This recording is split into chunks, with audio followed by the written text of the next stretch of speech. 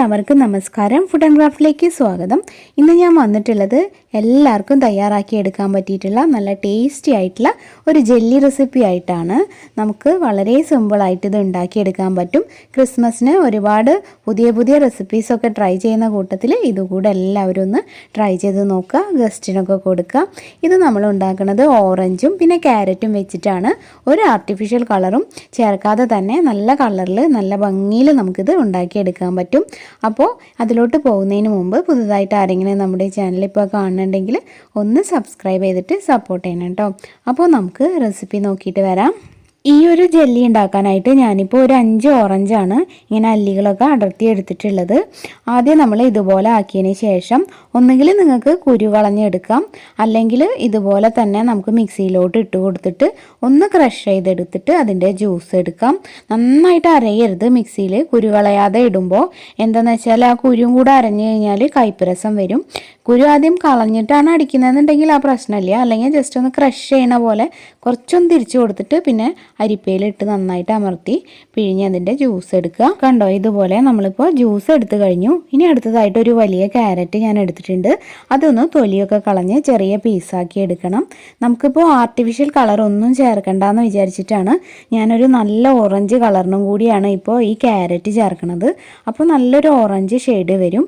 എന്നിട്ട് നമുക്ക് ഇതൊന്ന് അടിച്ച് ജ്യൂസ് എടുക്കാം. ഇതുപോലെയാണ് ഞാൻ ക്യാരറ്റ് ജ്യൂസ് ഉണ്ടാക്കിയെടുത്തത്.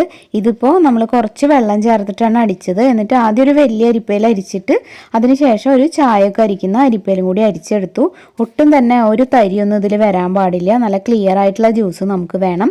രണ്ടും കൂടിയിട്ട് ഒരു 2 കപ്പ് ജ്യൂസാണ് നമുക്ക് ആവശ്യമായിട്ടുള്ളത്. നമ്മളിപ്പോൾ വീട്ടിലെ ഗ്ലാസിൻ്റെ അളവ് പറയുകയാണെങ്കിൽ ഒരു സാധാരണ ആവറേജ് വലിപ്പമുള്ള ഗ്ലാസ് ഒരു 2 ഗ്ലാസ്. അടുത്തതായിട്ട് ഈ ജെല്ലി ഉണ്ടാക്കാൻ നമുക്ക് ആവശ്യമായിട്ടുള്ളത് ചൈന ഗ്രാസ് ആണ്. ഇതൊരു 10 ഗ്രാമിൻ്റെ പാക്കറ്റാണ്. നമുക്കിതെല്ലാം സൂപ്പർ മാർക്കറ്റിൽ ഇപ്പോൾ കിട്ടുന്നുണ്ട്. നിങ്ങൾ ചൈന ഗ്രാസിനൊന്ന് ചോദിച്ചാൽ മതി. ജെല്ലിയും പുഡിങ്ങും ഒക്കെ ഉണ്ടാക്കാൻ നമുക്കിത് യൂസ് ചെയ്യാം. അത് എടുത്തിട്ട് ഞാനൊന്ന് ജസ്റ്റ് ക്രഷ് ചെയ്തെടുക്കുകയാണ് മിക്സിയിലിട്ടിട്ട്. അടുത്തതായിട്ട് നമുക്ക് ഗ്യാസ് ഓൺ ചെയ്തിട്ട് ഒരു പാത്രം വയ്ക്കുക. എന്നിട്ട് അതിലേക്ക് നമ്മളിപ്പോൾ എടുത്തു വെച്ചിട്ടുള്ള 2 കപ്പ് ജ്യൂസ് ഒഴിച്ച് കൊടുക്കാം. എന്നിട്ട് ഫ്ലെയിം ഒരു മീഡിയം ഫ്ലെയിമിലിടുക. ഇനി ഇത് നന്നായിട്ട് തിളയ്ക്കുന്ന വരെ നമുക്ക് വെയിറ്റ് ചെയ്യാം. ഇതിപ്പോൾ തിളയ്ക്കാൻ തുടങ്ങിയിട്ടുണ്ട്. ഇപ്പോൾ ഗ്യാസ് ഒന്ന് സിമ്മിലിട്ടിട്ട് നമ്മൾ എടുത്തു വെച്ചിട്ടുള്ള ചൈന ഗ്രാസ് ഇതിലോട്ട് ഇട്ട് കൊടുക്കുക.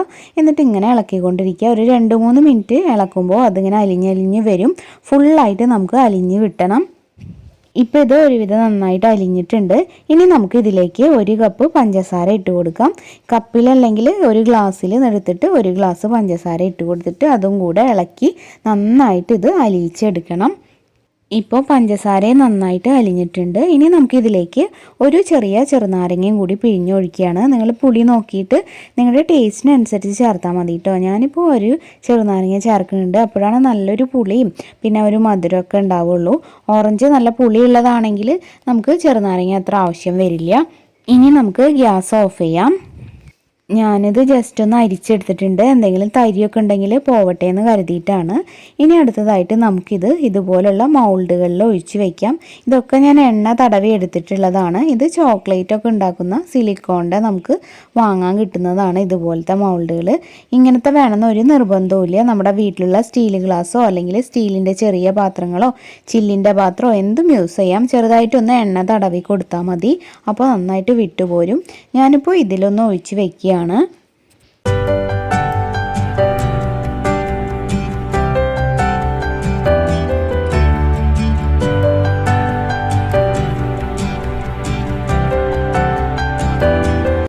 ഇപ്പോൾ നമ്മൾ ഈ മൗൾഡിലും പിന്നെ ഈ ഗ്ലാസിൻ്റെ ഈ ഒരു ചെറിയ ബൗളിലും ഒഴിച്ച് വെച്ചിട്ടുണ്ട്.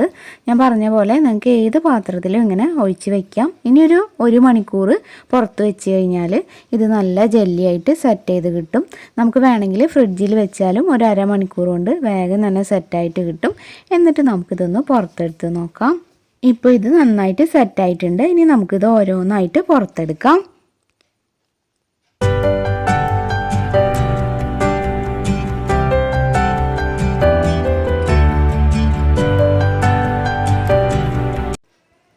അപ്പോൾ ഇപ്പോൾ നമുക്ക് നല്ല ഭംഗിയിൽ തന്നെ നമ്മുടെ ജെല്ലികളൊക്കെ കിട്ടിയിട്ടുണ്ട്. ഈ ക്രിസ്മസിന് എല്ലാവരും ഇതൊന്ന് ട്രൈ ചെയ്ത് നോക്കണം. ഗസ്റ്റൊക്കെ വരുമ്പോൾ ഇതും കൂടെ ഒന്ന് ഉണ്ടാക്കി എല്ലാത്തിൻ്റെയും കൂട്ടത്തിൽ ഒന്ന് വെച്ച് കൊടുക്കുക. അപ്പോൾ ഈ വീഡിയോ നിങ്ങൾക്ക് എല്ലാവർക്കും ഇഷ്ടമായിട്ടുണ്ടാവുമെന്ന് വിചാരിക്കുന്നു.